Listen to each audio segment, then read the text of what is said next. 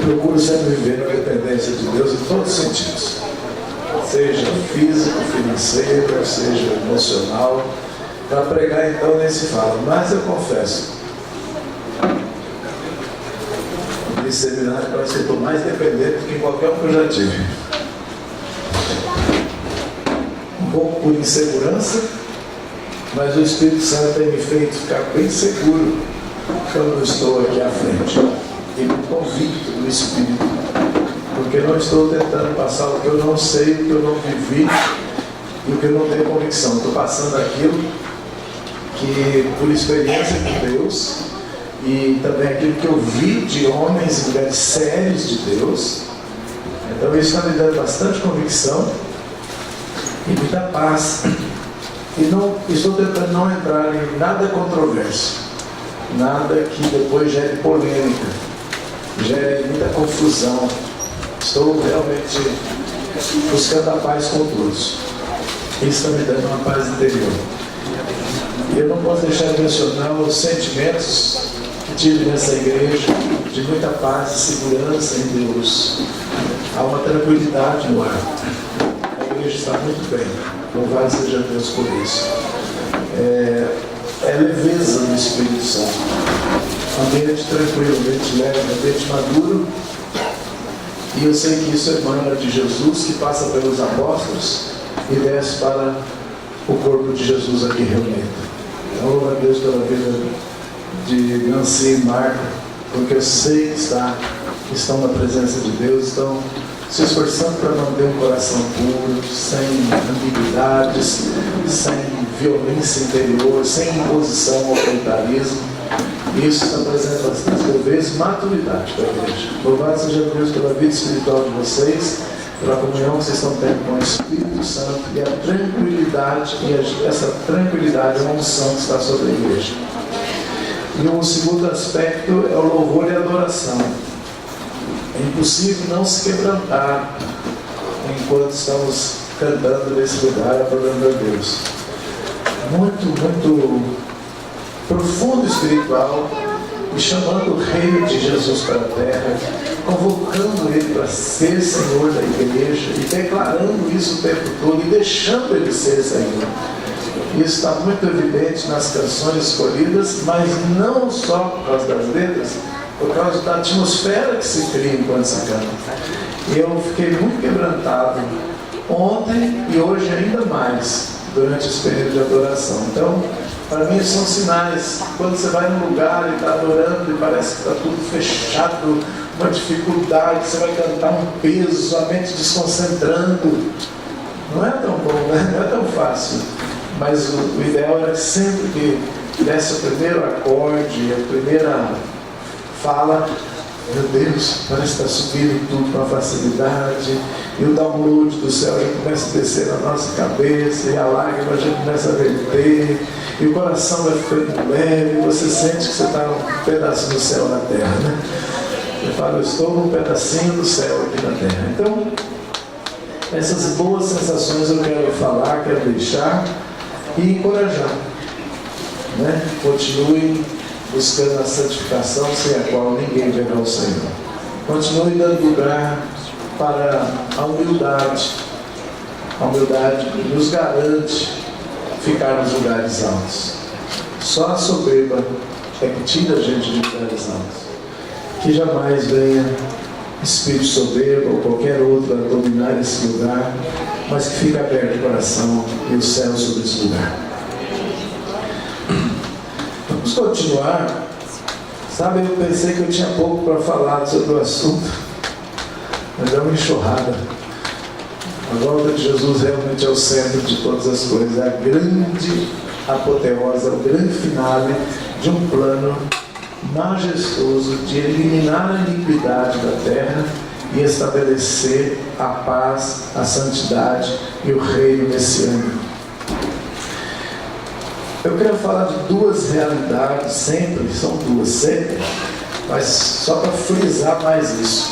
Existe uma realidade que acontece no céu e uma realidade na terra. Existe um governo no céu e um governo na terra. Existe uma um povo no céu e um povo na terra. Existe uma necessidade do governo e a presença de Deus dominar o céu e dominar a terra. Agora você fala, mas o céu já é dominado por Deus. Você precisa dividir o céu. Você tem que pensar em céus e não em céu. No princípio criou Deus os e a. Então é plural para céus e singular para a terra. E quando você pensa em céus, você vai lembrar de apóstolos que falaram destes céus. Você vê a expressão plural, regiões celestes.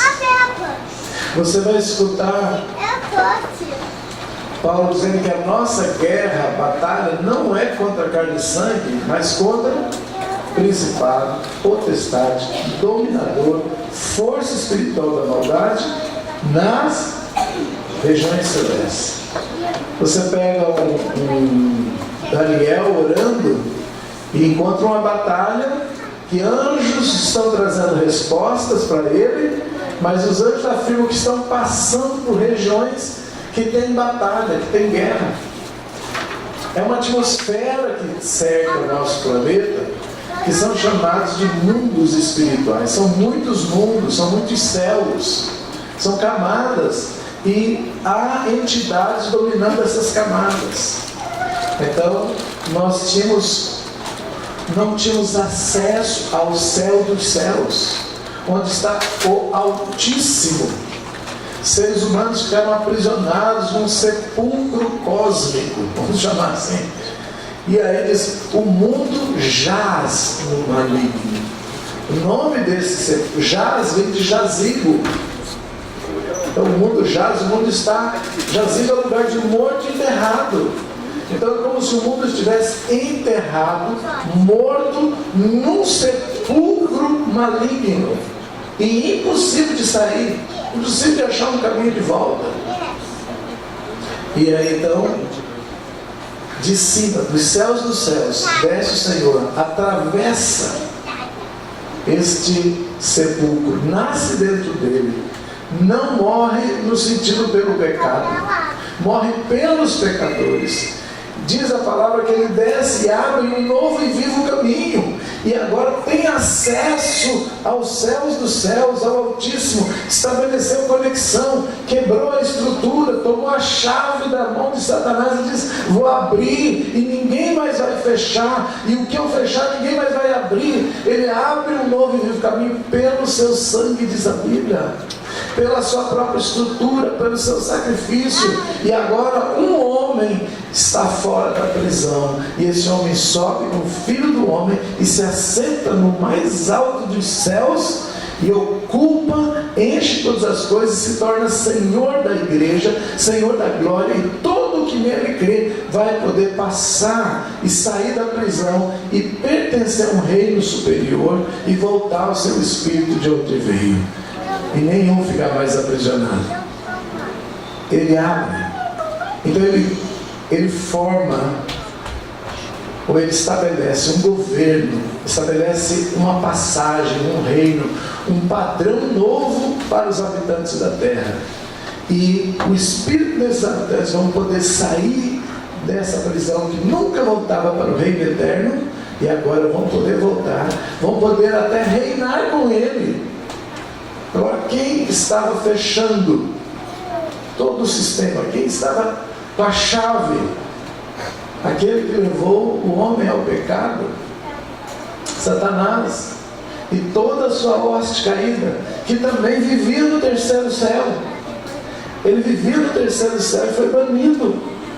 Ao ser banido, ele cai e forma um lugar na terra, um reino de trevas.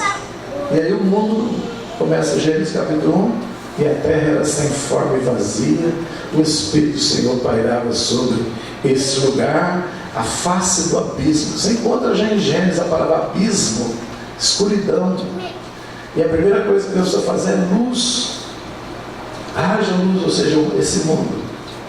Então já era pós-queda de Satanás. Então o mundo em abismo, em trevas, e Deus querendo trazer luz para esse pontinho escuro do universo, chamado Terra. E ali ele coloca então o homem para ser o governante desse lugar. Mas o homem se torna o escravo do Satanás, e Satanás passa a ser o governante. Inverte as posições. E agora, uma prisão, uma ilha que não tem saída, governada por um ditador.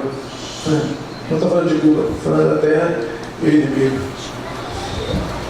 E aí é o sistema de aprisionamento e ninguém consegue sair, até que vem alguém de fora e abre a passagem. O libertador chega, que não nasceu aqui, porém não veio com a natureza daqui. Por isso que ele teve que ser concebido até de forma diferente. E o projeto final de Deus é que todo esse sistema do maligno, de domínio, um dia será banido para sempre. Não terá mais ocupantes na terra, não terá mais ditadores na terra, não terá mais governantes do mundo tenebroso, e nem as próprias trevas também ficarão sobre a terra, e só haverá luz de novo, quando, como Deus disse, haja luz. E agora, o trabalho do Senhor é eliminar toda essa atmosfera de trevas sobre a terra, eliminar a iniquidade para sempre, que é ela que sustenta as trevas. Aí entra a participação do homem, porque o homem é o agente pelo qual o inimigo se sustenta. Tire as ofertas que o homem dá e o reino acaba. Tire as maldades do coração do homem, que ele está dando constantemente, e Satanás utiliza isso para a construção do reino e manutenção dele. Então, Deus vai transformar o ser humano, por isso que ele se faz homem, para mudar o homem, para através do homem, num governo unido com o homem transformado, com o homem dedicado a Deus, com o homem que quer o reino dos céus, em parceria com esse homem, limpar a terra, limpar os céus, segundo o céu. Essa camada está abaixo, ela está acima, porém, está acima do mundo material, mas está abaixo do reino celestial de Deus, o terceiro. Então, por isso a gente chama segundo céu, porque ele é intermediário. Várias pessoas que morreram e tiveram experiência de voltar, relataram a passagem por esse mundo. Ninguém sai e vai direto para um lugar de luz. Passa pelo famoso túnel preto, né? Escuro, tenebroso.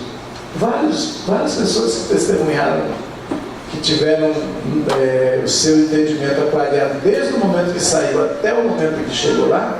Deus permitiu vários verem esse intervalo. E eles contam a seriedade com que os anjos passam por esse ambiente. Rosto sisudo, vigilante, porque é batalha. E ele está ali responsável por uma vida que Jesus convocou para estar alguns minutos com ele, para prepará-la para trazer uma mensagem para a terra, ou para ser testemunha de algum fato que o céu quer que a terra saiba.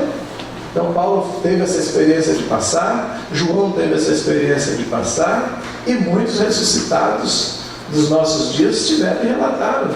João Carlos Marques relata, ele morreu já tem bem uns 40 anos, era um pastor batista, escreveu, foi renovado, acho que está vivo até hoje. Alguém tem notícia se João Carlos Marques está vivo, se morreu?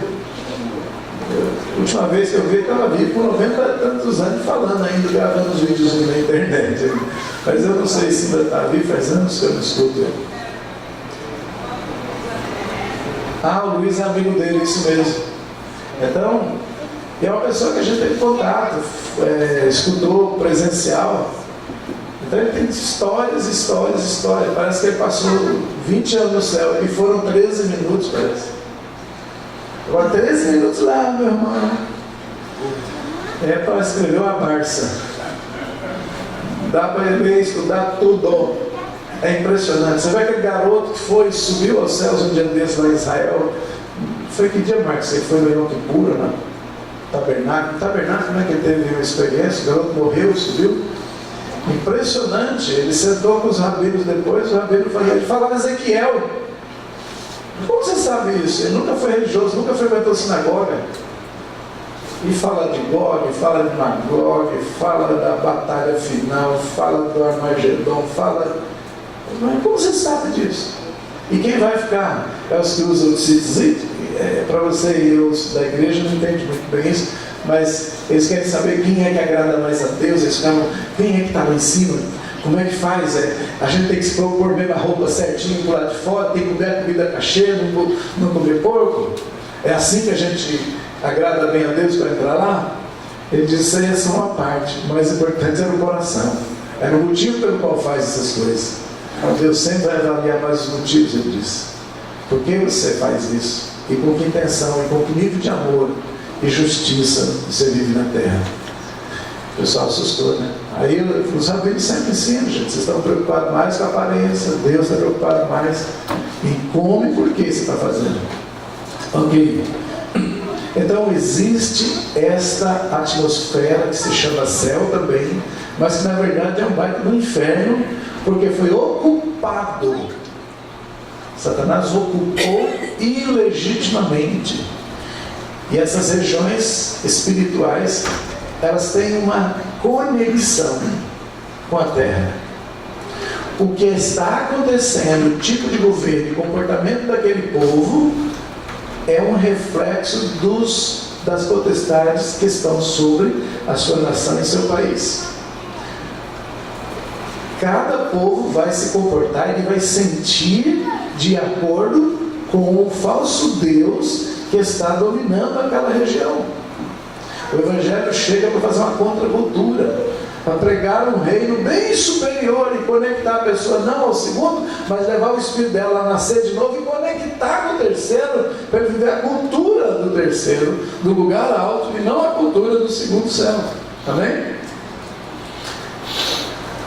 Então, quando eu penso em vinda de Jesus, eu tenho que pensar numa ocupação de duas coisas, da terra e do céu.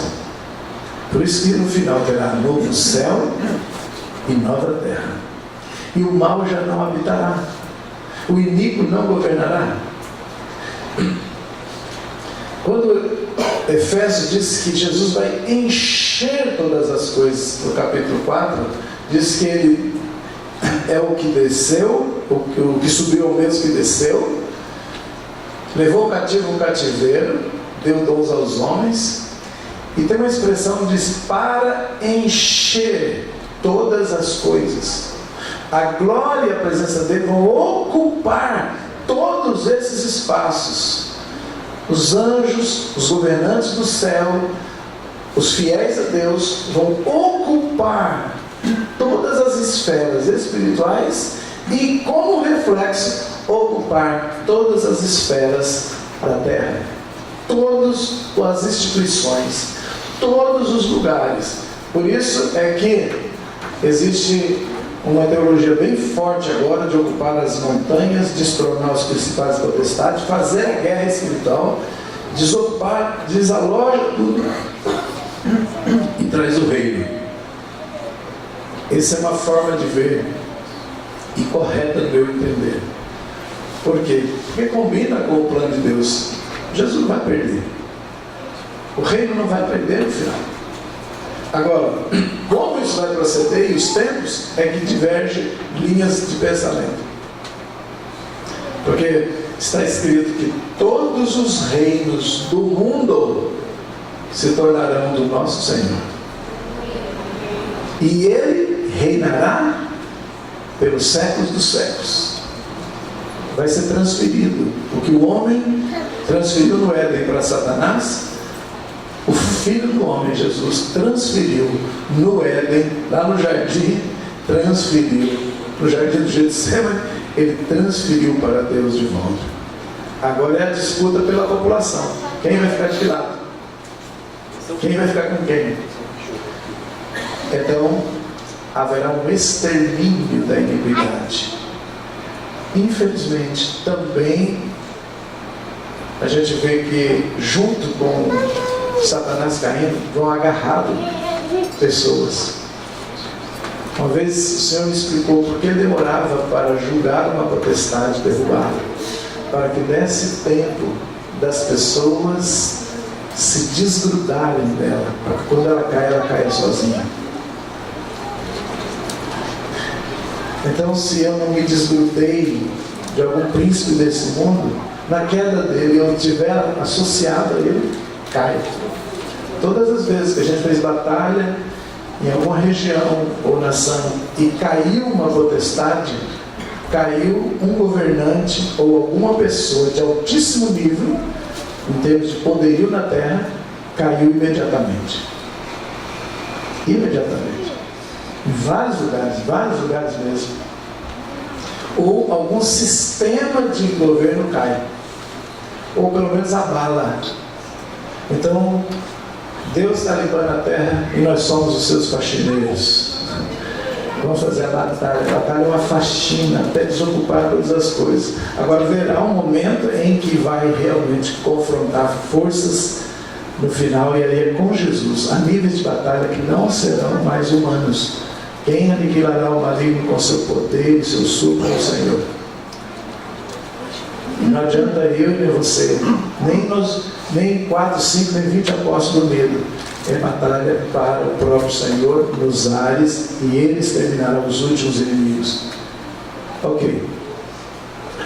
Há uma realidade na terra, eu já acabei de falar, mas eu quero dizer de uma terra específica agora, chamada Israel. Tudo o que está acontecendo nos ares reflete na terra. E aqueles principados, potestades que têm a ver com Israel, também haverá um conflito em Israel. Haverá guerra em Israel. Porque essa guerra será nas regiões celestes, porém ela será sentida e refletida na terra. Tudo que é criado ou movimenta-se nas regiões celestes, materializa-se. Tudo que Deus criou em espírito, depois criou na matéria. O próprio ser humano é primeiro espiritual. Ele é só uma imagem de Deus no capítulo 1, depois ele é uma matéria no capítulo 2. Moisés viu uma imagem de um templo celeste, o santuário, e Deus falou, copia e põe na terra. E ele fez o tabernáculo. Depois Salomão fez o templo.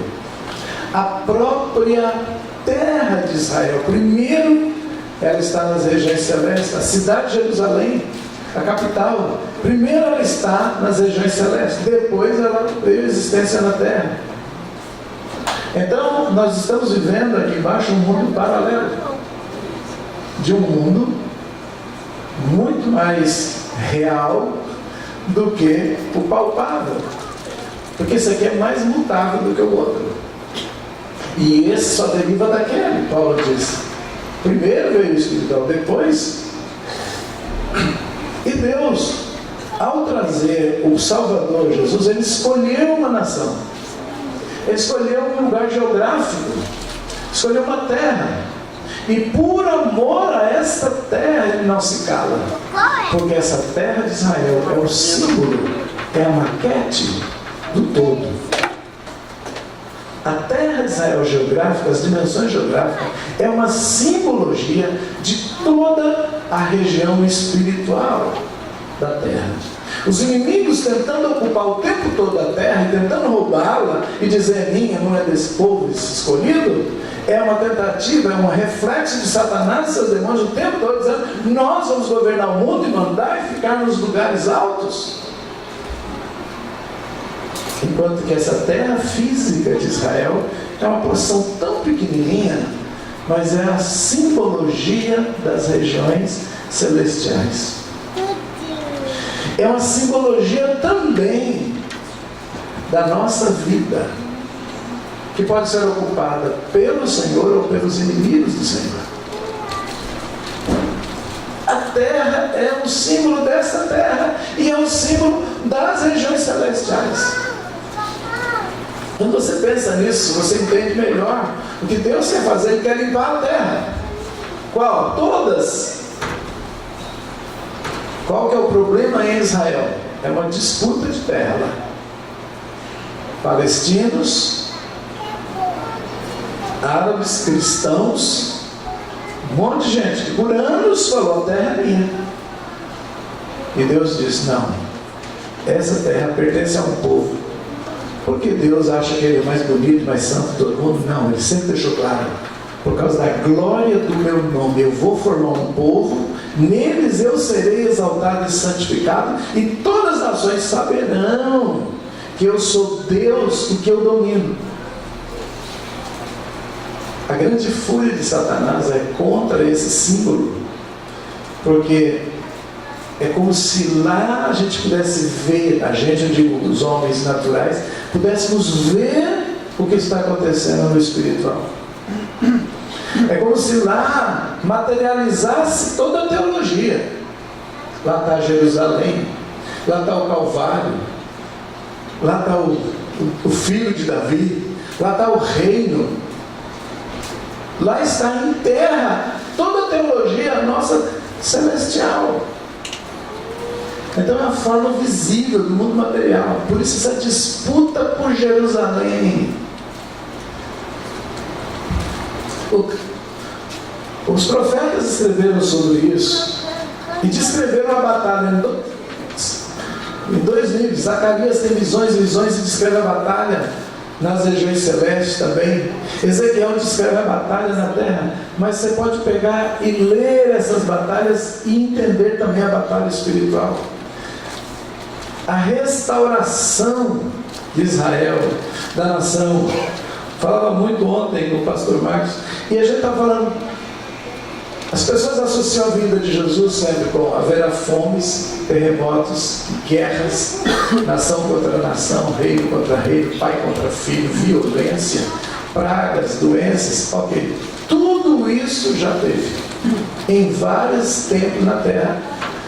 Isso não é a marca, o sinal mais importante. Agora, teve uma coisa que há 100 anos não tinha, 200 não tinha, 1000 anos não tinha. Havia fomes, terremotos e pragas. Tudo que Jesus disse que haveria como sinal da vida dele. Porém, não tinha uma coisa que a nossa geração tem: a restauração de Israel. A Jerusalém de volta. O povo na terra. Isso é a primeira vez na história que está tendo de volta. E eles estão reocupando. Por isso que muitos escatologistas dizem: relógio de Deus é Israel. Se quiser entender o final dos tempos, preste atenção no que está acontecendo com Israel. Sempre disseram isso e não estavam errados. Por quê? Porque é o sinal mais evidente. Gente, qual a possibilidade matemática de um povo que ficou 2000 anos, ou quase 2.800 anos, fora da sua nação, da sua terra? Qual a possibilidade dessa nação voltar a existir, reagrupar os seus descendentes, reconstruir a língua que ninguém mais falava, a cultura, e estabelecer como nação autorizada ainda na ONU, com documento, data de fundação? E os profetas disseram: poderá nascer uma nação num só dia? E nasceu num só dia. Um dia de votação em que o Brasil liderava, comandava a presidência através de Oswaldo Aranha, e caiu uma bênção tremenda sobre essa nação Brasil, que estava dando a luz junto com muitas outras nações, mas era quase que quem presidia a ONU naquele dia. Poderá nascer uma nação? Nasceu. Poderá ressuscitar uma língua morta? Ressuscitou.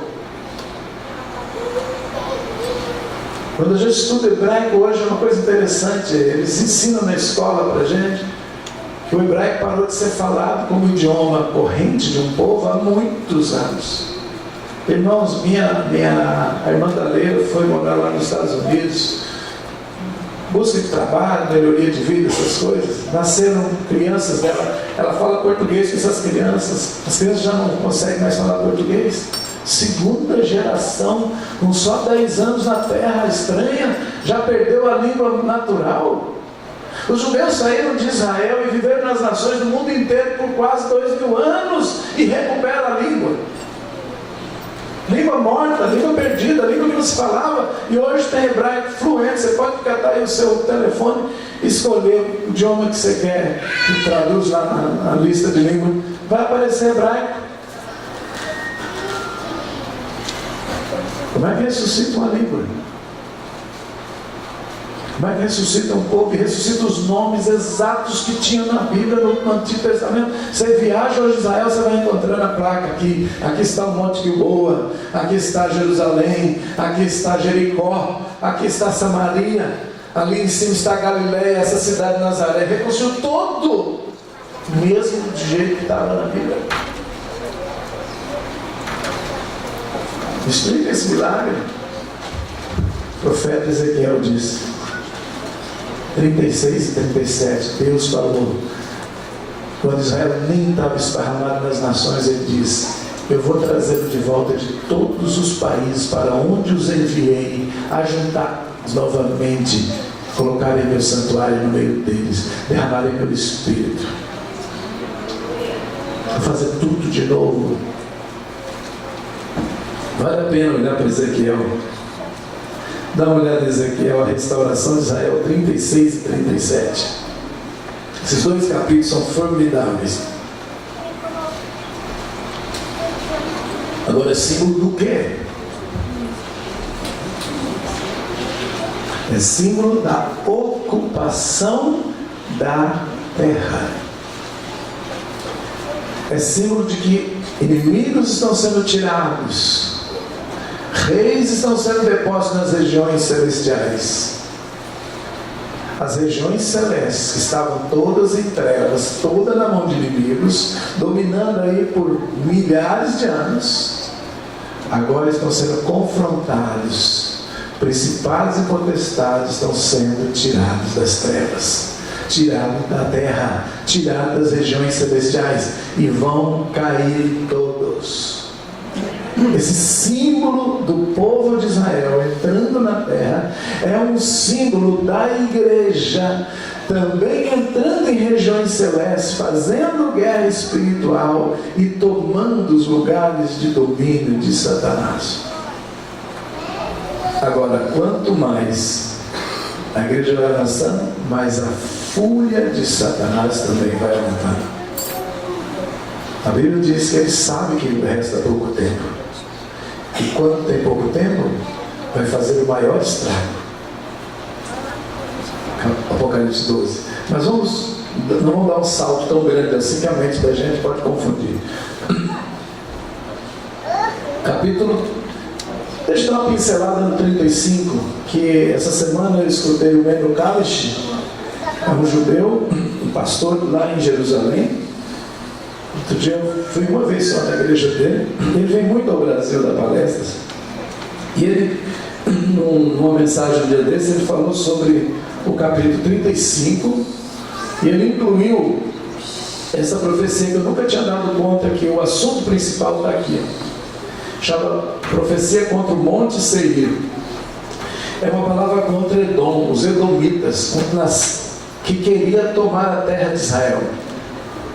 E todo aquele que quer tomar a terra, ocupar e dizer é nossa, o Senhor se volta contra, porque eles acabam se tornando um símbolo de potestades que querem tomar os lugares celestiais.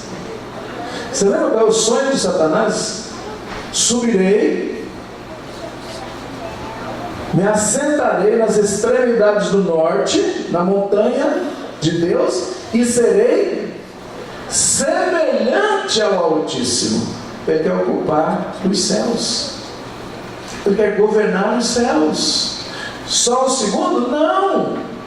O sonho dele é governar os céus dos céus, o lugar mais alto. Ele quer sentar na Nova Jerusalém e governar o todo, e tirar o Todo-Poderoso. Aliás, eu não sei se ele quer tirar, mas ele talvez quer governar junto. Ele diz: eu serei semelhante ao Altíssimo.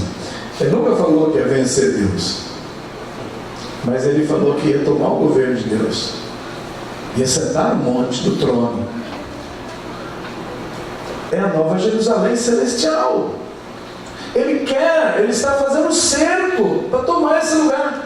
Na primeira tentativa ele foi caído de uma vez, do Éden ele foi lançado, Ezequiel 28.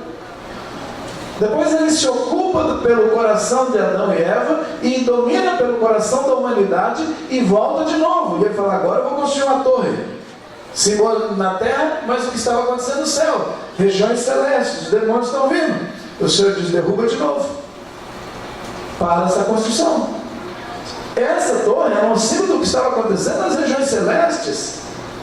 Estava ele agrupando, dizendo, vamos tomar o lugar, e vamos fazer para nós uma torre, vamos ser famosos, e nunca mais, nem dilúvio nos pega. Por que estava fazendo lugar alto? No capítulo 7 antidilúvio, no 11 ele falou, nunca mais nós vamos morrer afogados, e nós vamos ainda rebelar contra o Senhor. Dali nasce a raiz da rainha do céu, a raiz das maiores entidades está o nascimento de Babel. E Babel passa a ser o nome, Babilônia, que vira um símbolo de uma cidade que está no segundo céu espiritual, de onde Satanás governa e faz todos os planos para dominar e conquistar Jerusalém. Não só daqui da terra, mas a celestial.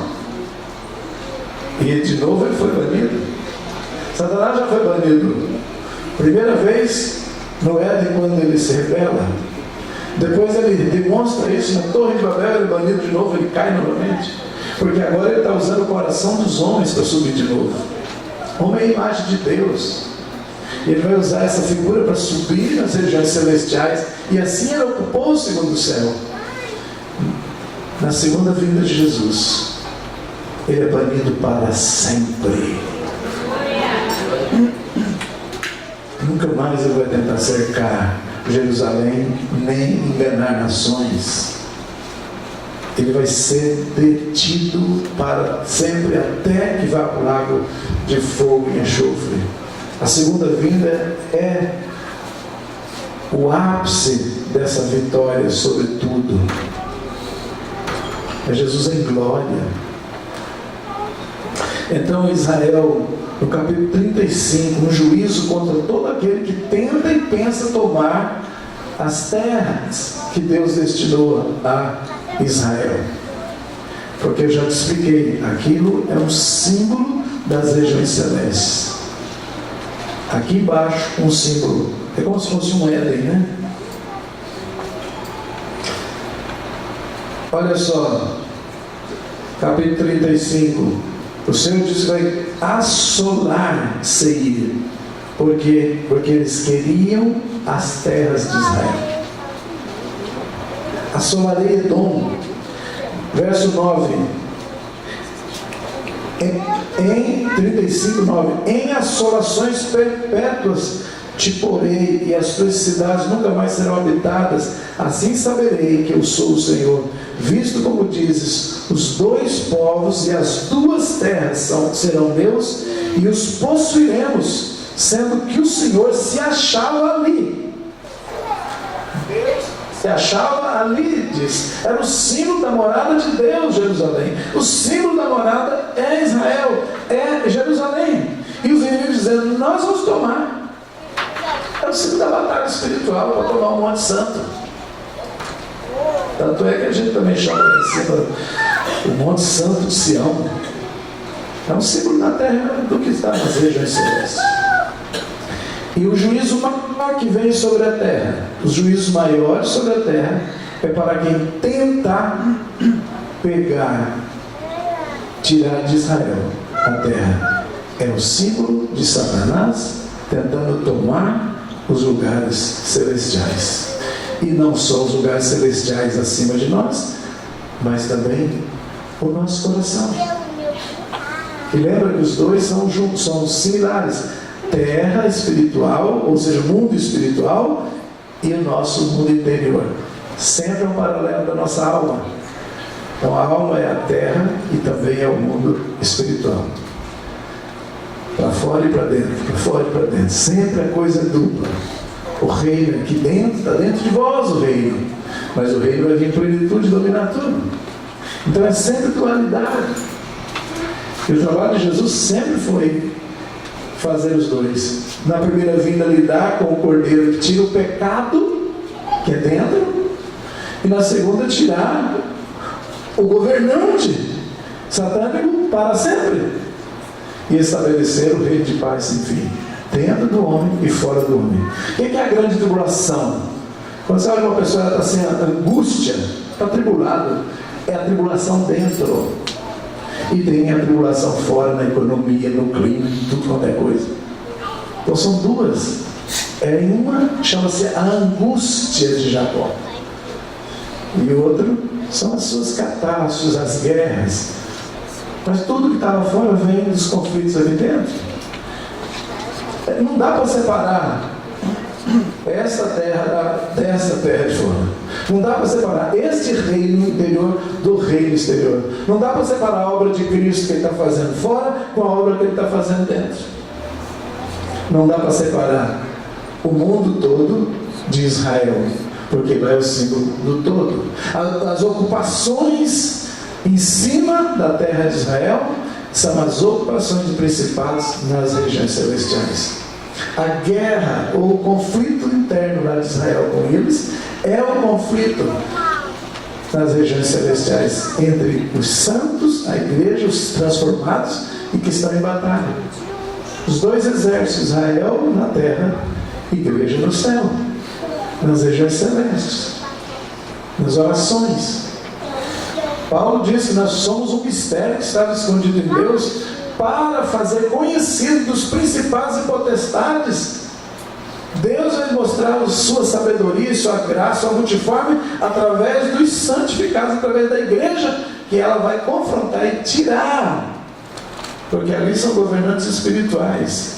E os anjos que descem para nos formar, para nos ajudar, e o Espírito Santo que está em nós para nos tornar filhos e santificar, vai levar pessoas a reinar com Cristo. Reinar como? Nas regiões celestes, ocupar aquele lugar de principados e potestades. A igreja é uma instituição para governo celeste. Israel é modelo terrestre. Por isso que eu falo, Abraão teve duas visões. Abraão viu areia e Deus disse: será assim a tua descendência. Abraão viu as estrelas e o Senhor diz: assim será a tua descendência. Dois povos saem, um sai da fé do lado espiritual, outro sai da carne, sai do sêmen, dos lombos. Um é habitante de terra, o outro é habitante celeste. Um é igreja entre as nações, ele foi pai da fé, será pai de nações. E a nação é a palavra goim, e goim é a palavra que o judeu diz para o de fora, o que não é judeu, o menos desprezado. Mas o que eu falei, outro dia eu estava lendo, falei: gente, olha que lindo, Deus diz que Abraão é o pai dos goim, daqueles que o judeu hoje despreza, mas os que têm a fé de Abraão.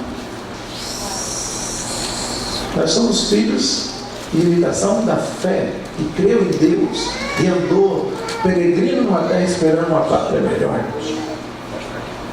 E o povo de Israel é da terra, é areia. Eles vão ser símbolos da batalha aqui no mundo de baixo. Por isso que tem tanta guerra. E a gente vem tanta guerra contra o principado e potestade. Feliz quem é consciente e sabe fazer a batalha. Porque Paulo diz: não fica aí guerreando contra a carne e sangue, pelejando contra seu cunhado que não pagou o cheque. Vai orar e discerne quem está atrás. Isso é só ilustração, é claro, mas nem todo cunhado é tão ruim assim. O cara acha que casou com a minha irmã, pode dizer o talão de cheque e eu ficar constrangido, porque já que ele é o cara, né? Ou então eu que casei com a irmã dele, né? Então, agora eu estou devendo alguma coisa, então tenho que emprestar meu cheque. Brincadeira que a gente fazia na época que se emprestava cheque, agora nem tem isso quase, eu acho. Queridos, vocês estão entendendo os dois níveis da batalha, os dois níveis de ocupação, os dois símbolos, terra e céu o tempo todo. Terra tem muito mais a ver com Israel, céu tem muito mais a ver com a igreja. Batalha na terra. Você não vê a gente fazer tanta batalha na terra. Guerra, com arma na mão. A igreja não faz isso. Não deveria. Mas ela é de oração. Ela é de penetrar. E ela faz a maior guerra que já existiu, é a igreja. Paulo falou de capacete, de espada. Mas físico não. O inimigo não é físico.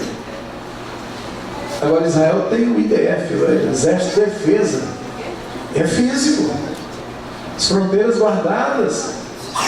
Sistema antimíssil funcionando direto, porque toda hora alguém está tentando fazer eles desaparecerem da terra.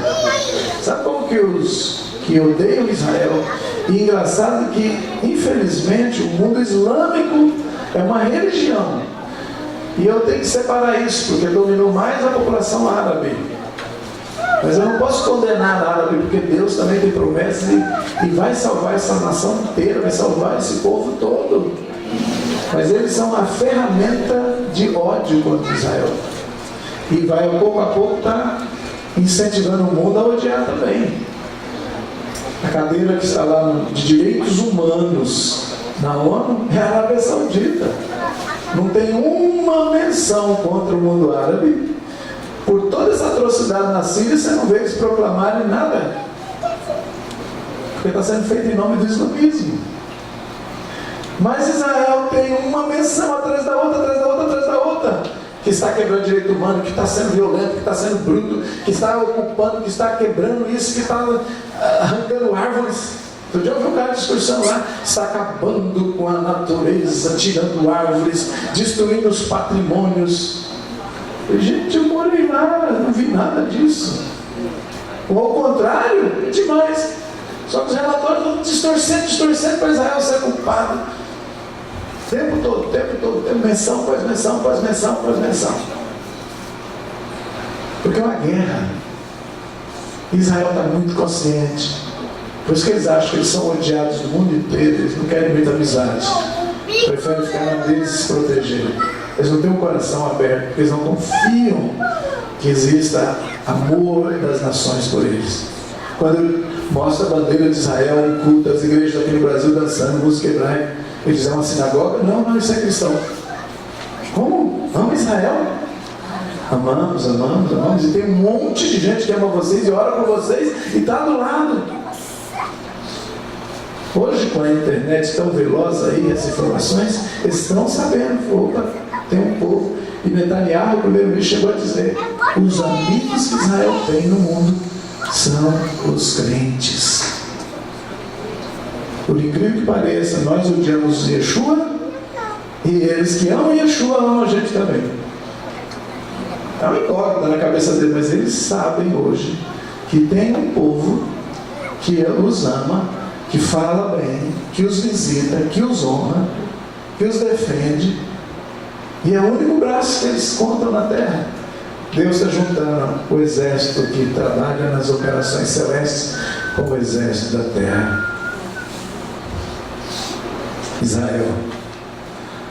Você vê aqui no capítulo 35, o juízo forte é por quê? Porque disseram: vamos tomar a terra deles. E o Senhor está naquela terra deles.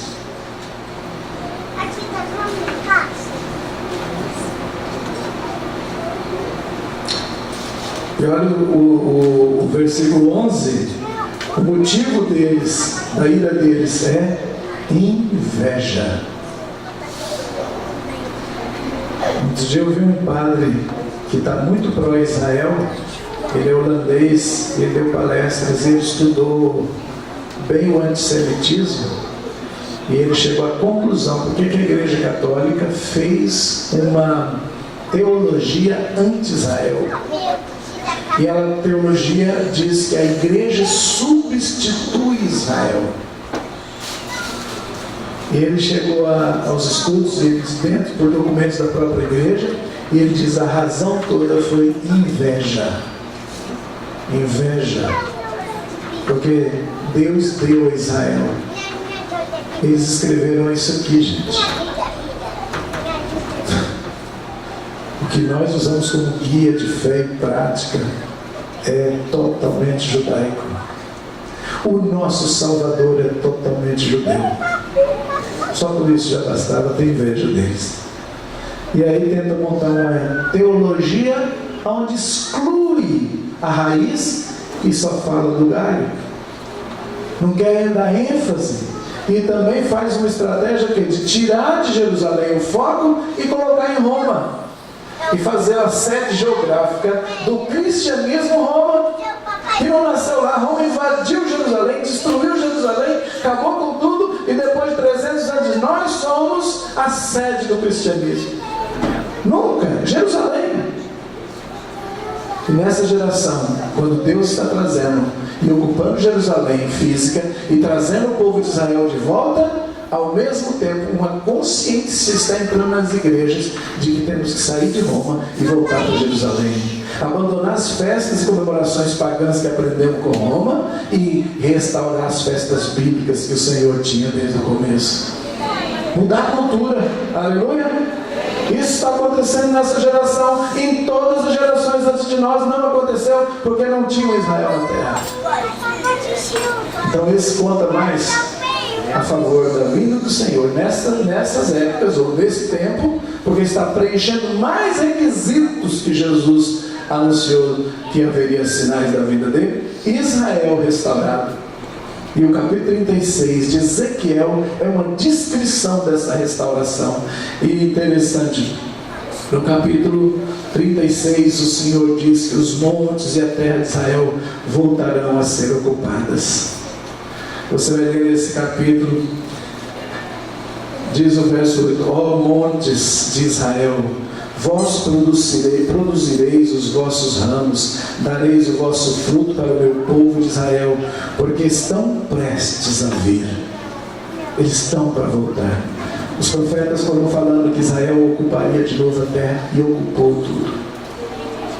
Multiplicarei homens sobre vós, a toda a casa de Israel, sim, a toda ela, e as cidades serão habitadas, e os lugares devastados serão edificados. Multiplicarei homens e animais sobre vós, ó montes, e eles se multiplicarão e frutificarão, e vos farei habitar como dantes, e farei o vosso estado melhor que nos vossos princípios, e saberei que eu sou Deus, o Senhor.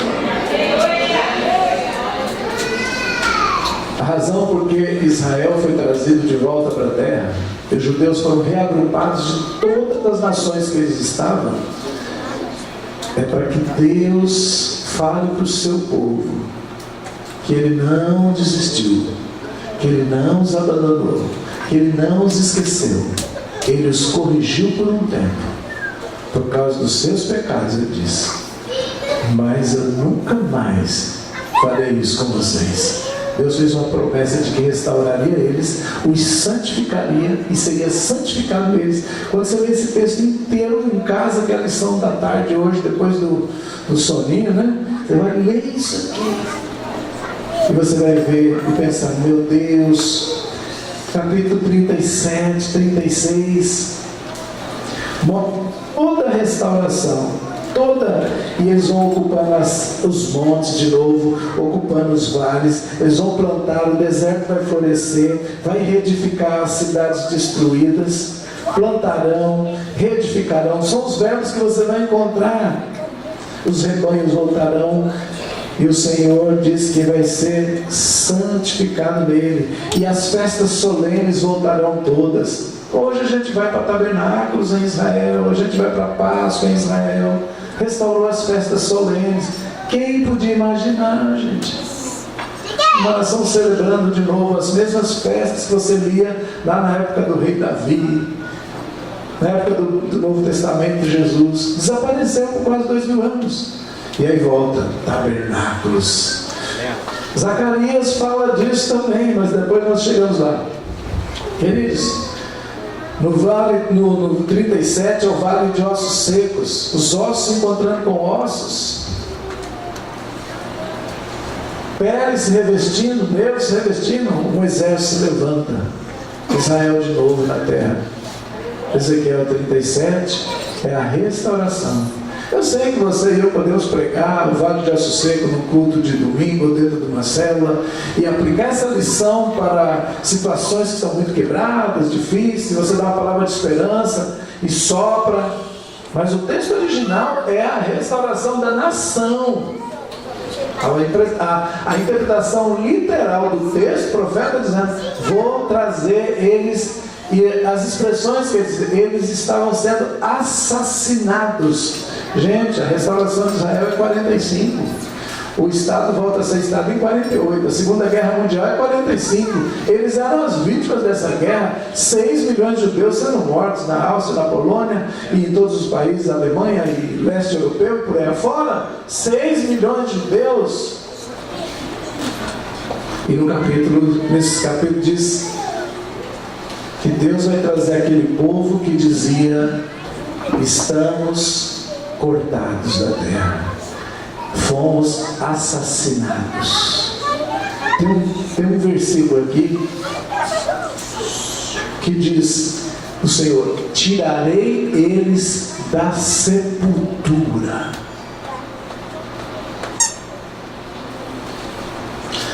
Alguém pode procurar aí para mim dentro do 37:13 ou 36:13? 37:13. E sabereis que eu sou o Senhor, quando eu abrir as vossas sepulturas e vos fizer sair da sepultura, ó povo meu. Sempre tem duplo sentido, mas eu quero aplicar o sentido literal aqui. Eu visitava o Museu do Holocausto em Israel e eu vi uma montanha de madeira e gente empilhada. Porque quando os exércitos aliados chegaram para pegar os exércitos alemães, e eles fugiram e não deu tempo deles queimarem todos os corpos, deixaram pilhas e pilhas de corpos por queimar em cima, entrelaçando gente com lenha, gente com madeira. Quando os soldados chegaram e viram essa cena, eles estavam tentando apagar o crime deles. Quando eles perceberam que eles iam perder a guerra, os alemães começaram a tentar apagar as provas da crueldade, para que o mundo depois não achasse que isso existiu. Tanto é que o general americano diz: fotografa e filma tudo, porque amanhã vai aparecer algum idiota que vai dizer que isso nunca existiu. Ele falou desse jeito. Alguém vai tentar desmentir essa história. Sabe qual é a tese de doutorado do tal presidente da Palestina? A farsa do Holocausto. Nunca existiu. E tem gente do governo que está ficando dando conversa a esse povo. Michel Temer ainda manda Luiz Nunes lá na ONU e votar a favor dos palestinos contra Israel. Porque eles estão falando a verdade. O monte do templo não tem ligação com Israel, eles dizem. Só com o povo árabe, só com os muçulmanos. E outras coisas mais graves que eu não vou entrar, para manter o coração alinhado em paz e só Jesus, aleluia. Você vê que eles foram tirados de sepultura. Sabe por quê? Tem relato de gente que escapou da morte. Eles cavavam valas, os alemães cavavam valas com trator, e enfileiravam judeus e atiravam. Isso foi até eles acharem uma solução final para matar mais rápido, que foram os fornos de gás. Mas enquanto eles mataram desse jeito, há relato de um homem que está lá passando, ele falando, explicando, que quando foi atirado, caiu todos, mas ele não foi atingido. E eles voltavam lá e acabavam de matar. Se alguém estava mexendo, ele ficou quieto e não enterraram na mesma hora, não veio as máquinas. Era tarde, deixou para o dia seguinte e ele levantou da sepultura, caminhou quilômetros e escapou. E o profeta diz: tirarei da sepultura, arrancarei meu povo das sepulturas. Se você leu o 36 e 37, você lembra desse holocausto, você lembra dessa violência, e você vai ver que ela está aqui, ó, descrita. Mas o alvo do Senhor não é enfatizar a dor, Ele enfatizar a esperança. Ele diz: vou derramar o Espírito sobre o meu povo e eles me conhecerão, eu serei santificado neles. Porque uma afronta maior para Deus, o nome de Deus foi difamado, Ele diz. Vocês fizeram algo com o meu nome muito grave, Israel. Quando vocês fizeram? Quando vocês viraram escravos das nações, quando vocês saíram da terra, desocuparam a terra e viveram entre os outros, o meu nome foi difamado. E trazendo vocês, o meu nome novamente vai ser levantado. Eu é que me santificarei em vocês, e o meu nome será glorioso, diz o Senhor. É para a glória de Deus que Ele traz o povo. Não é porque o povo é bom, nem porque é merecedor. É porque escolhe eleição e a forma que Deus escolheu. Ele diz, porque é uma simbologia. E precisa fazer com alguém. Não existe santo sobre a terra, irmãos. Existe o que Deus escolhe e vai trabalhar até o fim. E não tem como escapar.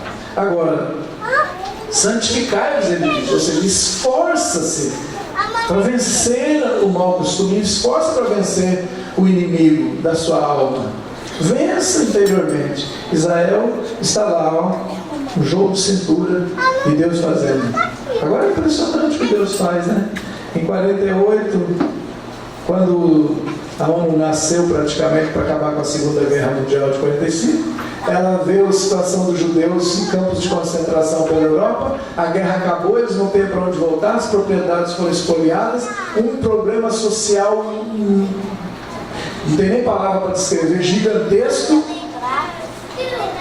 O lugar na terra que eles podiam ocupar era onde já estava sendo chamado de Palestina, que é o território de Israel. E as nações reunidas falaram: onde a gente vai colocar essa montoeira de gente, judeu, esparramado, que sobrou da guerra? Vamos formar um país para eles. Onde? Na Alemanha? No Canadá? Quem quer receber? Já existia um movimento de mais de 100 anos que estava dizendo: judeu só vai ter sossego se voltar para a terra dele. Chamava o movimento sionista. Só estaremos seguros na nossa própria terra, de onde nós saímos há 2000 anos atrás. Então começa o movimento sionista, o movimento de volta para Sião. E assim a própria ONU entende que o melhor lugar para eles é de onde eles saíram. Então fala: mas tem um problema. A Inglaterra está dominando. Desde 1914 ela expulsou os turcos e sentou na terra. A Inglaterra diz: tudo bem, eu passo o comando, concordo. Só que tem um outro problema: tem um monte de árabe que vive lá e não quer nem saber de judeu lá. Mas tem também um monte de judeu lá que já se organizou e já está construindo kibbutz há muito tempo. Só não é Estado, mas ocupa a terra. A terra está ocupada por 2 povos lá. A Inglaterra, então, não era muito favorável da volta dos judeus, porque ela já tinha feito muita amizade com a Jordânia. O rei da Jordânia já estava estudando em Londres. Os filhos do rei já estavam todos indo para a Inglaterra. A Inglaterra já tinha ficado emanado demais com a Jordânia, e os jordanianos é que estavam em cima de Jerusalém. E então a ONU resolve e fala: vamos fazer 2 países então. Um para o povo judeu e o outro para esse povo que está lá. Esses árabes palestinos, que na época eles não chamavam palestino. Na época, quem chamava palestino e foi nominado palestino, o exército da Palestina, tem um movimento de guerrilha dentro da Palestina. Quem eram? Eram os judeus formando seu primeiro exército. Eles vão chamar de palestinos. Só 20 e poucos anos atrás, Yasser Arafat falou: não, palestinos somos nós. E o mundo inteiro foi indo para onde? Fazendo as sanções contra Israel. Depois parece que eles se arrependeram no dia seguinte de ter dado o Estado. Já começaram então a se levantar contra. E aí eles precisavam de identidade, chamaram-se palestinos. Mas em 1948, nos registros, nos relatos, fala o exército da Palestina, os guerrilheiros lá, que estavam referindo a Israel. Detalhe: foram 2 estados que foram propostos. Israel aceitou: tá bom, a gente precisa, a gente aceita ser estado, mas vai ter que dividir a terra. Tá bom, pode dividir a terra. Aceitou e falou: para quem estava fugindo da perseguição, irmão, está morrendo, tá ótimo. E aí, o que acontece? perguntou para o lado árabe, aceita? Dizendo, não, é tudo nosso ou nada. A ONU tocou a votação, você já sabe o resultado, Israel virou nação. E o mapa feito. Israel ocupou sua parte e lentamente, já que o outro não virou país, foi ocupando a outra parte também. Por quê? Porque no dia seguinte, a votação em que Israel vira Estado, a Liga Árabe inteira do mundo se reúne e diz, vamos destruir Israel. É chamada Guerra da Independência. Israel vira país num dia e no outro tem que ter já tudo pronto para enfrentar uma guerra. E o que fez toda essa população árabe que estava dentro de Israel? Recebe aviso dos seus irmãos vizinhos, os países vizinhos todos são árabes, muçulmanos, dizem para eles, sai que nós vamos atacar. E depois vocês voltam e ocupam tudo. O povo de Israel que já vivia, alguns já viviam em paz com seus vizinhos, outros não. Falaram, não sai. E outros que estavam em conflito falaram, sai mesmo. Foi todo tipo de coisa. Mas uma grande leva de palestinos saem para que Israel seja destruído. Israel vence a guerra e cria um problema para esses palestinos, que viram mendigos na Jordânia, viram favelados. Até hoje não tem um RG no bolso. Todos os árabes que ficaram dentro de Israel, Israel diz, pode ser cidadão israelense, pode ter documento, pode ter acesso médico, pode ter tudo, pode estudar, pode ser deputado. A diferença do trato. Mas você sabe que o ódio não acaba fácil. E uma geração vai ensinando para outra.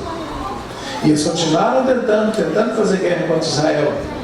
Israel foi ampliando. Até 67, há uma trama que diz, vamos acabar de novo com Israel. 5 vezes esses países se juntaram para tentar eliminar Israel. Isso é o símbolo da disputa nas regiões celestiais.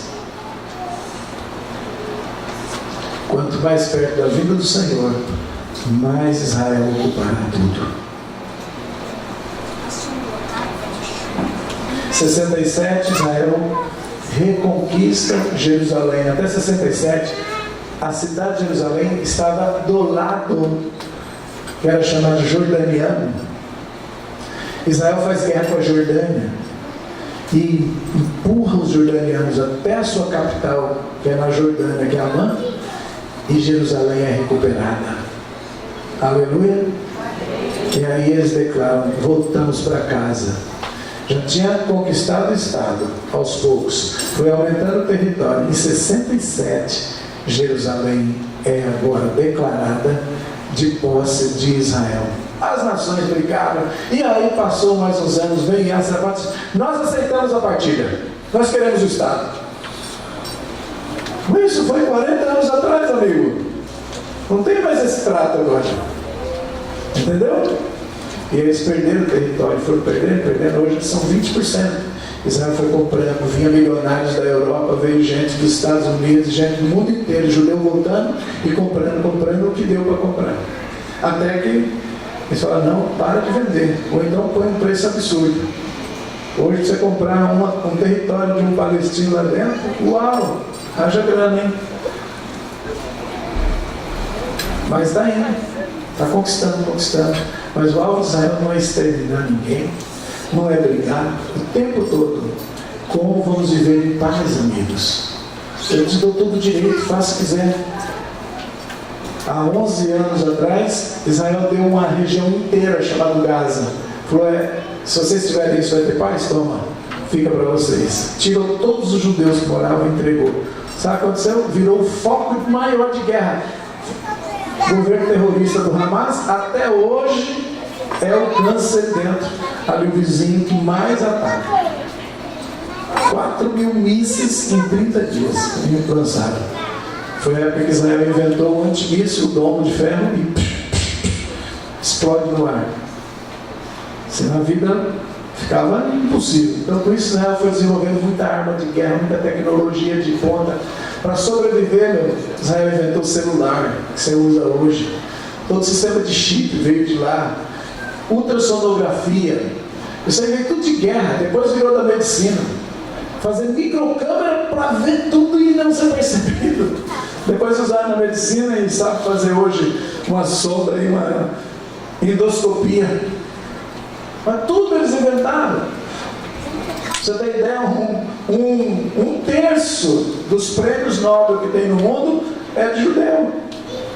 De 400 e poucos, 140 e tantos são de judeus. Na faculdade que eu estudei lá, só daquela faculdade tinha 9 prêmios Nobel. Uma faculdade em Jerusalém. O Brasil com 80 mil faculdades, eu não sei quanto, chutar no número, não tem um prêmio Nobel. Ninguém. Lula quase ganhou, você lembra? Até eles queriam dar para ele. Eu lembro na época, concorreu o Nobel. De que eu não sei, deve ser de importar dinheiro. A humanidade não foi. Queridos, então 37, 36 é a restauração perfeita. Pode dividir em 3 partes aqui, ó. Deus trazendo todas as nações de volta, uma ênfase que dá: Israel não será mais dividido, como tribo de Judá e Israel, e realmente hoje não é mais. Eles têm cumprido essa unidade.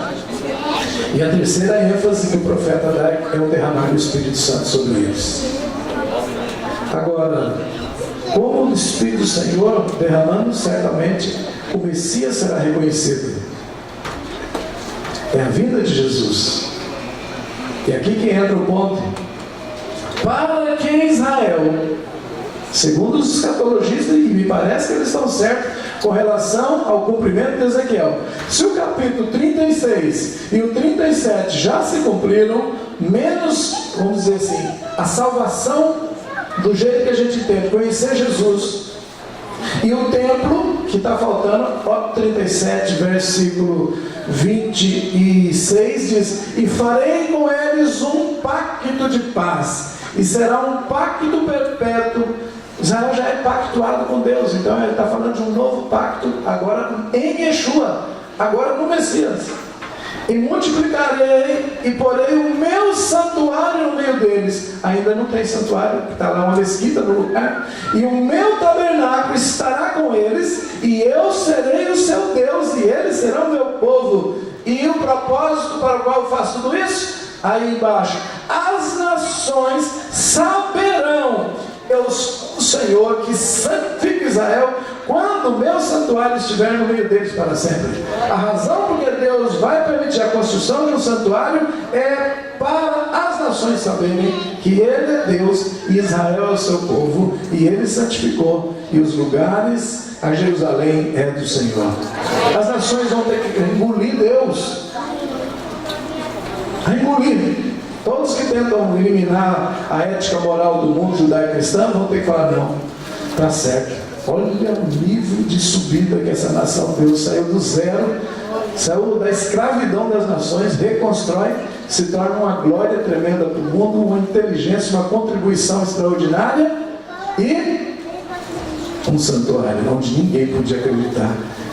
Se você pegar um mapa e ver o mundo islâmico em volta de Israel, e você vê a terrinha de Israel, tem até esse comparativo, é um absurdo o tamanho do inimigo e o minúsculozinha a terra de Israel. Mas essa ninguém pega, sabe? Eu falo que isso aí é o dízimo. Dízimo é do Senhor, e Deus criou o dízimo de tudo. Quando Ele criou o jardim, Ele falou: o dízimo é meu, ninguém pega. É essa árvore aqui. Se tocar, entra a maldição. Quando cria a terra toda, tem uma partícula que é o dízimo, é do Senhor. Só quem pode tocar? Os sacerdotes. Israel, nação sacerdotal, cuida do dízimo. Deus tem um princípio de que tudo que Ele cria tem uma parte dele, exclusiva. Ele criou a mim e você. O meu espírito, ele é exclusivo e toca. É o dízimo. É um princípio. Um pedaço é meu e ninguém toca. É exclusividade. É o princípio de pertence à minha marca. A honra é do Senhor. 24 horas você tem, 10% você tem que dedicar. Pertence a ficar com o Senhor. Manter a comunhão. É o dízimo. Não usa o tempo todo para fazer as coisas que você gostaria. Dê o dízimo. E os que são chamados sacerdotes têm que viver para o Senhor e tem herança na terra. Aí é 100%. A herança é o Senhor. Fala em herança. Israel é sempre chamado de herança. E as regiões celestes, o domínio da região celeste, para nós é nossa herança. Para a igreja. Para Israel é a terra. Mas é a mesma coisa, é um símbolo. Como, a pergunta então é: como Jesus será aceito? Como o Espírito será derramado? E aí entra no capítulo 38 e 39 de Ezequiel, que é o que? Gog, da terra de Magog. Um exército violento que vai montar para exterminar Israel. Fazer o que? Segundo os textos, arrancar toda a riqueza e o despojo. Israel está prosperando muito. Tem uma tecnologia, eu acho que hoje tecnologia é mais riqueza do que até mina de ouro. Porque riqueza natural é assim. Porque muitos países que não têm riqueza natural são extremamente ricos. Porque eles têm algo de inteligência para dar para o mundo. É interessante que a maior empresa de táxi hoje não tem um táxi. É o Uber. Está ficando bilionário. Eu não tinha mudado a escatologia. Começou quando eu estava viajando, eu escutei uma frase do meu espírito falando assim: os céus são os céus do Senhor, e a terra Ele deu aos filhos dos homens. Esse versículo entrou e começou a me incomodar. E quando eu fui pregar, eu era seminarista, eu comecei a falar disso espontaneamente, sem profundidade nenhuma. Eu falei: gente, parece que a gente tem que se preocupar mais com a terra. É como se a gente fosse responsável, porque eu só tinha sensações, né? Como se a gente fosse responsável pelo mal e tivesse que fazer alguma coisa para mudar essa situação. Mas a gente já prega o Evangelho. Mas é mais do que isso. Parece que não é só eu falar da salvação das pessoas, mas parece que eu tenho que... Aí uma mulher falou: limpar, catar sujeira no chão. Tipo, é mais ou menos isso. Fazer uma limpeza, porque é responsabilidade. Daí sim, foi construído, com o longo dos anos, os entendimentos sobre alguns textos. Primeiro, que Jesus, quando orou, Ele diz: venha o teu reino. E Ele diz: vamos para o reino. Ele diz: venha. Ele diz: seja feito na terra como no céu. Então havia um desejo de transformar isso aqui, trazer um novo céu, trazer a nova terra. E depois eu explico o novo céu. Nós vamos trazer essa nova terra, uma realidade do céu para a terra. Não exatamente o céu na terra, mas os valores do céu. A justiça, a retidão, todos esses valores do reino do céu implantados na terra. E banir a corrupção e justiça. E também vi que a Nova Jerusalém descia do céu. E eu sempre pensava: não, nós vamos ter que sair daqui e largar tudo para o anticristo. Por quê? Porque vai ficar aqui, uma tribulação, nós vamos subir. Eu nunca focava muito porque eu tinha que voltar. Mas eu falava sobre isso, mas o Senhor começou a imprimir que não era bem assim. Até que chegou 96 e eu fui batizado no Espírito Santo. Passei a noite inteira escutando a voz de Deus e fazendo a profética. Nem tinha esse nome, era profética.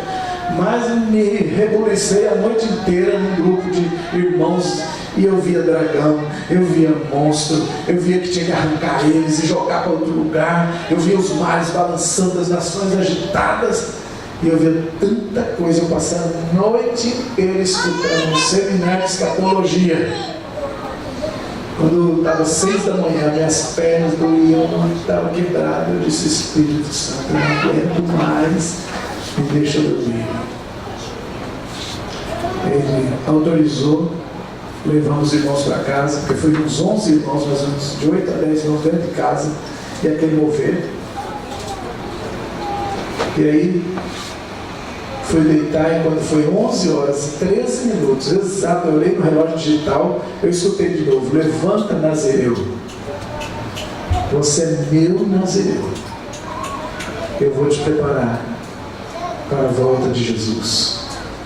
Você é um daqueles que eu elegi na terra. E eu escutando aquilo, vai ler Apocalipse. E eu peguei o livro de Apocalipse e comecei a ler. Cheguei até o capítulo 6. Capítulo 6, segundo esta escatologia, ela deveria estar aqui, ó. Cumprimentos do capítulo 6, 7, 8, 9, 10, 11, vai embora. Ou seja, quando a escatologia que eu estudava dizia o seguinte, que a igreja ia ser arrebatada aqui e iniciaria a grande tribulação com a abertura dos selos. São 7 selos, 7 trombetas e 7 cálices, ok? Na abertura dos selos, libera-se o cavalo branco, no primeiro selo. No segundo, o cavalo vermelho. No terceiro, o cavalo preto. No quarto, o cavalo amarelo. Quando eu cheguei lendo isso aqui, naquela noite, eu escutei Jesus falando claramente comigo: tudo isso já aconteceu. Já se cumpriu, filho. Aí eu pensei, então minha escatologia de que a gente vai sumir exatamente aqui está furada. Porque a gente está aqui ainda, eu estou aqui.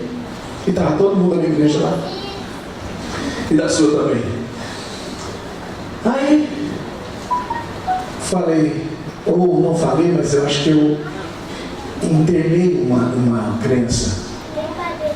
Não vou mais fazer pacote fechado. Não vou vender esse pacote de turismo para ir para o céu. E eu vou agora andar e esperar o que Jesus me contar. Daí começou uma desconstrução, mas não uma descrença total. Só que eu não sei os fatos e as ordens. As sequências e setas eu não sei. Eu não vou desmerecer arrebatamento, nem desmerecer segunda vinda, nem a grande tribulação, nem Satanás sendo preso, porque está lá. Só que eu falei, eu vou desconstruir a sequência dos fatos. E vou ficar aberto para Deus falar comigo. E vou só pregar se eu tiver certeza daquilo que Deus me ministrar. Tomei essa posição. Então nunca mais eu escrevi o grafiquinho. Hoje é a primeira vez em mais de 20 anos é que eu estou usando o gráfico. Tem mais de 20, mas muito mais. Eu falei, não. E eu só estou usando não para pregar isso, mas para dizer como eu criei e como Deus desmontou. Ok? Então vamos lá. O que eu sei de fato? Minha escatologia é minha mesmo. Como Paulo diz, o meu evangelho. Eu nem encontro muita gente concordando também. Aleluia. Mas também não tenho falado abertamente, porque eu também não me preocupo muito em pregar. Eu quero que esses valores que eu disse até agora há pouco, para mim é muito, mas muito, excede tudo. Eu saber ou não saber a sequência. Então, capítulos 4 e 5 é o trono no céu. É uma descrição do céu maravilhosa em Apocalipse. O capítulo 6 é a abertura de selos que Jesus faz no livro. E a partir do momento em que Jesus é entronizado, chega no céu, ele começa a abrir os selos para abrir o livro, depois tocar 7 trombetas e ele derramar 7 taças. São 3 sequências de juízo, e cada uma dessas sequências vai ficando pior na terra. Pois bem, quando Jesus me disse, já aconteceu os céus, eu fiquei aguardando entender. Chegou 2005, de 96 a 2005. Só em 2005 eu entendi os selos. Ele me mandou vir a Petrópolis e havia um cavalo sobre o céu de Petrópolis. O Senhor disse: prenda esse cavalo. Eu e Dejaí. E nós oramos prendendo. E o Senhor diz: agora vai para a Áustria. Porque lá, é de lá que saíram, e eles comeram na Europa e vieram comer no Brasil. Esses cavalos são, que está escrito em Joel capítulo 2, são devoradores das nações. E eles já foram soltos há muito tempo e estão comendo a terra, estão por as guerras. Chegamos na Áustria e vimos exatamente no palácio que é réplica, ou melhor, que o Petrópolis é réplica do palácio que tem lá. E esse palácio da Áustria é dos Habsburgo, de onde saiu a dona Leopoldina, que casou com Dom Pedro. E por ela vieram os cavalos. Cavalos são espíritos de demônios que andam com gente de alta patente governamental. E também, creio eu, que muito entrelaçado na maçonaria. Porque muitos dos títulos dos maçons são cavaleiros. Então é de alta hierarquia. É príncipe inteligentíssimo que vai comer. Joel diz que eles comeram tudo e o rebanho ficou sem pasto. As ovelhas não tinham que comer. Faltou trigo, faltou tudo, faltou azeite, faltou... Eles devoram tudo. E os rebanhos, que é o povo simples, não ficam com quase nada. E Deus diz que esses príncipes vieram para o Brasil. Então, a gente foi estudar. Quando chegou lá, encontra um monumento com 4 cavaleiros saindo em direção à terra. E eu falei: Jesus me disse isso em 2096. Ele falou disso. Eu lembrei das visões, mas agora em 2005 eu estou entendendo a categoria de demônios dos 4 cavaleiros do Apocalipse, e estou entendendo que tem a ver com as nações. Olha só o que aconteceu no século passado. O primeiro cavalo é branco, sai, e muita gente tem interpretado, falado que é o Evangelho. O outro sentido que é Jesus. Gente, esse cavalo branco não é o de 19, Apocalipse 19. Ele fala lá, e eu estudei isso muito a fundo, mas eu não posso me esmiuçar agora, que não convém, só dar um panorama. Mas a coroa que está na cabeça dele não é coroa real. É aquela coroa que os romanos colocavam com louro, coroa de vencedor, coroa de gente que... A característica principal dele é uma obsessão. Você sabe o que eu... Pode ler o texto, você vai ver que ele sai vencendo e para vencer. E as pessoas pensam que é Jesus, que é o Evangelho. É a obsessão. Que você olha no discurso de um Lula com 70 e tantos anos, está obcecado, achando que é alguma coisa que vai solucionar o mundo. Uma obsessão pelo poder, uma obsessão desmedida. É anticristo, Deus falou aqui. Homens pensaram que eles eram a solução do mundo. Napoleão queria montar um reino para 1000 anos, porque eles estavam no cavalo branco.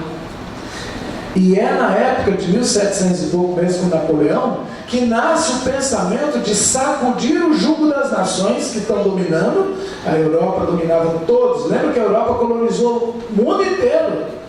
Portugal, Brasil, Espanha colonizou aqui a América do Sul inteira. A África foi colonizada por europeus. A Ásia foi colonizada, ou seja, a Europa, os cavalos da Europa dominaram o mundo.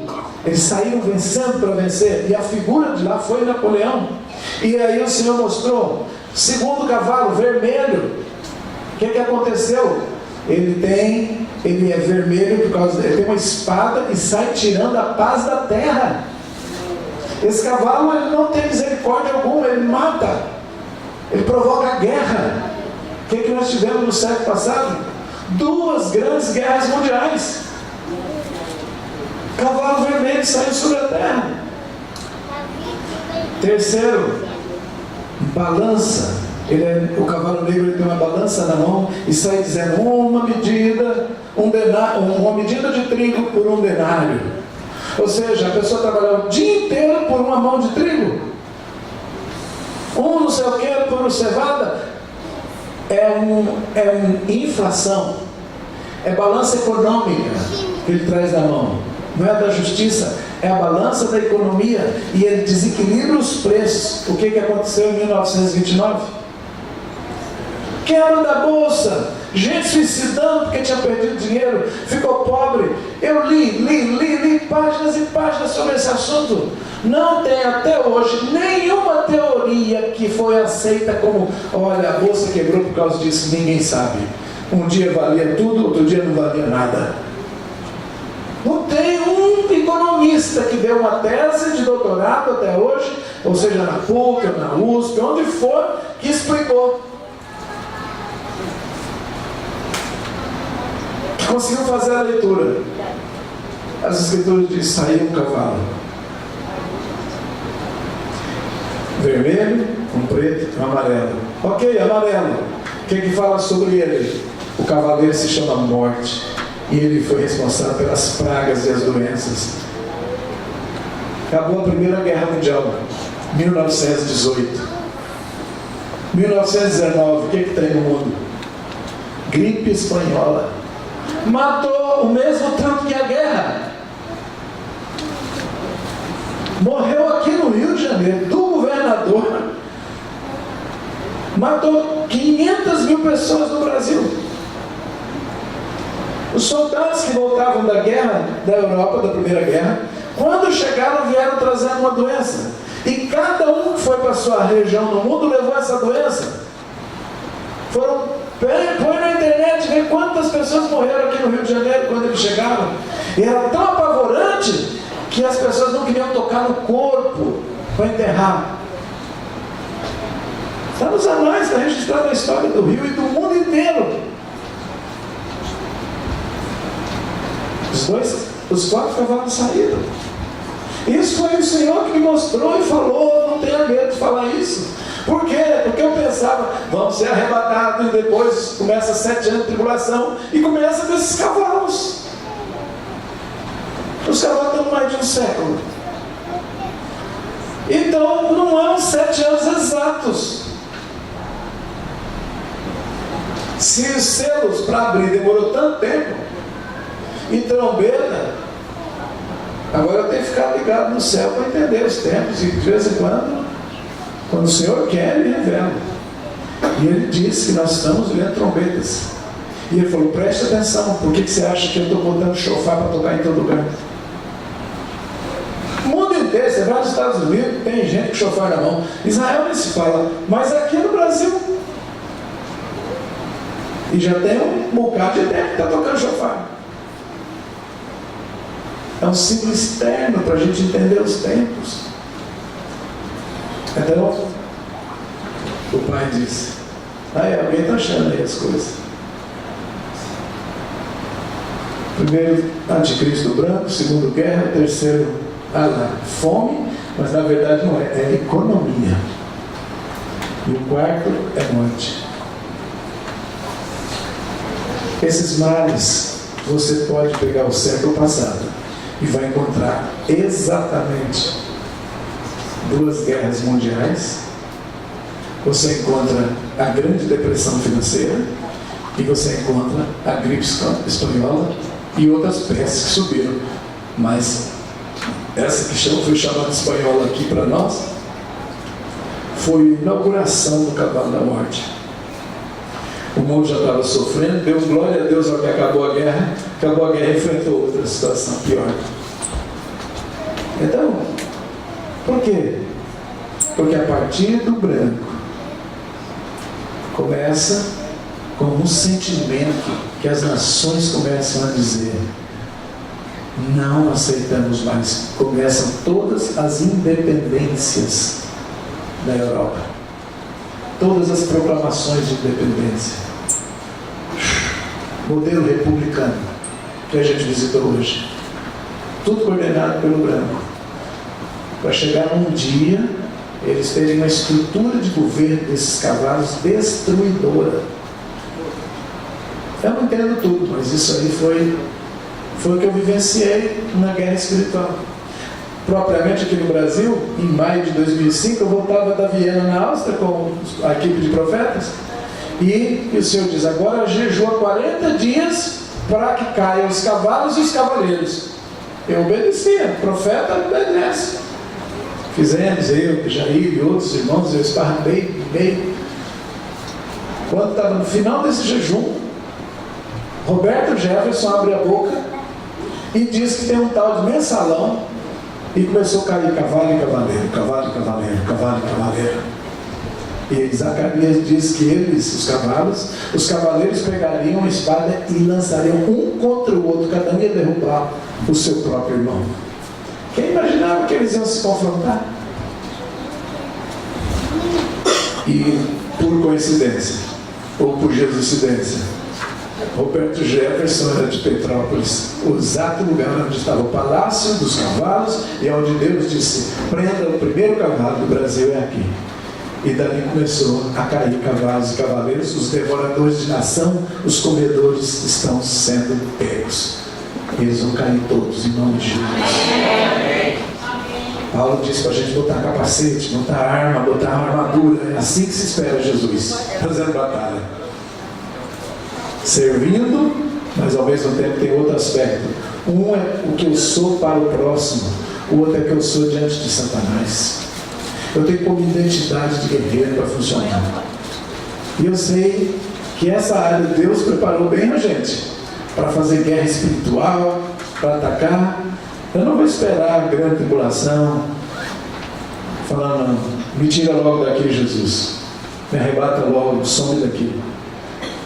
É hora que dá vontade, mas não precisa entrar em grande tribulação. E aí fica uma postura, volta aquele quadro lá de novo, aí fica uma coisa assim: ok, é que esse negócio de cavalo me empolga demais, eu gastei mais tempo que precisava. Então, eu não sei quando é que vai haver uma última semana, e de quanto tempo é essa última semana, mas Daniel diz que ela existirá, que é chamada a última semana de Daniel. Estão destinadas tantas semanas. Ok. Esta grande tribulação tem outro aspecto.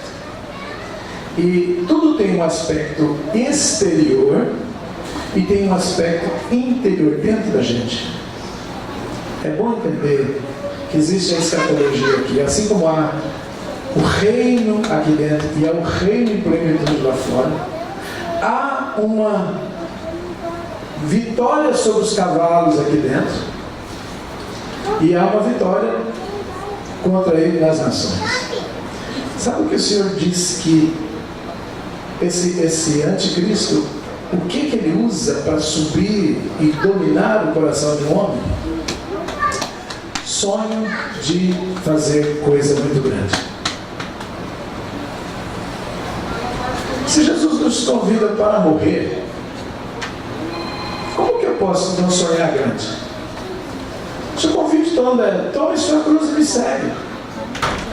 Ou eu posso falar: tenha um sonho bem grande para Deus realizar? Bom, Jesus nos convida para identificar com Ele. E Jesus só teve um sonho na vida: obedecer ao Pai e escutar e saber o que o Pai queria. Esse é o grande sonho de Jesus: glorificar o seu Pai, obedecendo em tudo. E as pessoas que quiserem ter sonhos grandes, Deus vai matá-los, matar esse sonho, para ele poder ser um ministro de Deus, para ele poder ser um vaso mesmo. Eu estava lendo a biografia de um homem que está sendo muito usado por cura. Quando ele era muito jovem, ele recebeu esse chamado e o Senhor disse com ele que ia tratar apenas um ponto: teria que matar os grandes sonhos dele, o grande desejo de ser algo. Ele tinha que ficar totalmente morto para si, para Deus poder ser Cristo grande e ele pequeno. E aí Deus ia poder dar um ministério gigante sem isso derrubá-lo. Então o grande trabalho do Senhor é às vezes tirar o anticristo. tirar o cavaleiro branco de dentro de nós. O impetuoso, que não se dobra para nada. Essa é a natureza do cavaleiro branco. A palavra do Senhor fala desse... De onde provém as guerras? Ele fala dos desejos que estão dentro de nós. Então, existe uma escatologia externa e existe uma interna. Eu lidei muito tempo para entender o Senhor mostrando a externa, mas ao mesmo tempo trabalhando interna, para tirar egos, para tirar os pilares, porque tudo que está lá fora, irmãos, é a soma, é o coletivo da humanidade. A humanidade pensa coletivamente e forma uma estrutura. Se é um coletivo de toda a humanidade, um pedacinho está em mim. Eu não estou fora dessa massa. Então, se eu quero lidar com o anticristo, destrua qualquer desejo de grandeza, ou de fazer, ou de ser a resposta. Aí quando você pega um discurso do Lula, que você entende onde foi que ele pode ser uma presa do anticristo. Um sonho, um discurso de que ele é a única saída, de uma confiança no ego, uma coisa assim de assustadora. Por isso que muitas vezes o Senhor falou: o espírito de anticristo é que levanta ele, fala pelo poder do anticristo. Eu falava isso em 2002 sem medo, eu tinha acabado de ganhar a eleição, e o Senhor diz, depois eu pensei a falar: você não pode falar isso, vai ter perseguição à igreja.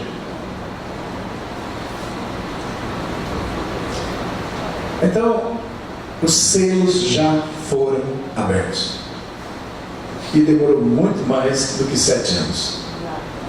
Foi por isso, por essa experiência, que eu fui desistindo de tentar colocar a ordem cronológica nos fatos. Foi a partir dessa experiência. E aí, eu sei que eu não sou escatologista, não peço que sigam-me no Twitter, porque eu não vou postar nada, não vou viver postando escatologia, mas essas experiências eu tive. E outras posteriores também. Eu peço que o Espírito Santo me faça lembrar o que for necessário agora para lidar com essas coisas. Mas eu creio assim, com relação à proteção como particular. Eu creio que vai nos realmente proteger são essas ações que eu li, mas é uma rendição a Cristo, uma experiência com Deus, de o nosso espírito entrar num lugar seguro.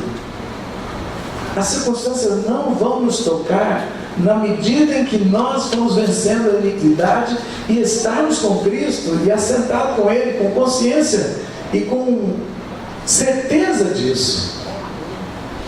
Então não vai ter angústia, a grande angústia. Gente, os psiquiatras estão ganhando dinheiro porque é a depressão que tomou conta do mundo. O que é isso? É angústia. A depressão é um sinal da angústia, é a grande tribulação da alma. Já estamos vivendo a grande tribulação. Vai lá na Síria e pergunta para aquele povo. Eles vão falar: se tem algo pior, não. O que a maioria dos escatologistas dizem? Não, isso é só o princípio das dores. Nós estamos em fervo de batalha espiritual, irmãos. Nós estamos na geração de Apocalipse 12. E acho que amanhã a gente pode falar de Apocalipse 12, né? Amanhã a gente escreve Apocalipse 12. Vamos trabalhar essa visão de Apocalipse 12 para os dias de hoje. E você vai ver o que está acontecendo, até os sinais do céu. Nós somos a geração, se é meso, tribulacionista, se é pós, pré eu tenho certeza que não é, mas não sobra pós e meso. O meso acredita que no meio nós vamos sair daqui, e o pós diz que é só no final, contra Jesus. Eu não sei o que você é, quem daqui é pré-tribulacionista? Depois dessa palestra quase ninguém quer ser, né? E pós-tribulacionista? Temos um pós-tribulacionista convicto aqui, 2. O pastor Marcos estava me falando, não, assim também. Não, você não? Está todo mundo sendo construído. Então os pós é aquele, Jesus volta no final, então tudo resolvido, graças a Deus. E a igreja vai passando, mas eu acredito que nós estamos dentro dela. Poxa, se eu estou chamando um fulano de anticristo, eu estou vendo o cenário mundial todo em tribulação, eu não posso ser pré, eu já sou no mínimo meio meso, ou seja, aquele que acredita que vai sair daqui no meio. Mas eu acredito que corpo glorificado que vai realmente subir daqui é só no encontro com Jesus nos ares. Agora o meu espírito pode se encontrar com ele, meu espírito, e ele pode subir no cavalo branco. Ele já tem a escada pronta e eu posso usar para subir e descer. Já está liberado um novo e vivo caminho. Eu não preciso ficar no meio, a minha alma não precisa estar em angústia. O que ela precisa ficar é livre das iniquidades. E ele já está trabalhando para tirar toda iniquidade. Ele já fez um sacrifício eterno suficiente, poderoso para lavar todos os nossos pecados. E nós nos sentimos perdoados e perdoar todo mundo. Perdoados e perdoar todo mundo, para que não sejamos aprisionados. Porque uma das coisas que vai aprisionar e dar grande tribulação é quem não perdoa. Amém? Por isso a fórmula de Jesus é básica e ajuda a gente. Fé, esperança e amor. Servindo. Vamos lá, vocês vão falar as 3 palavras. Primeiro, servindo. A segunda e a terceira, com resultados. Trabalhando, multiplicando, dando fruto, para que se saiba que essa árvore é boa e não seja cortada. Amém? Vamos ficar de pé.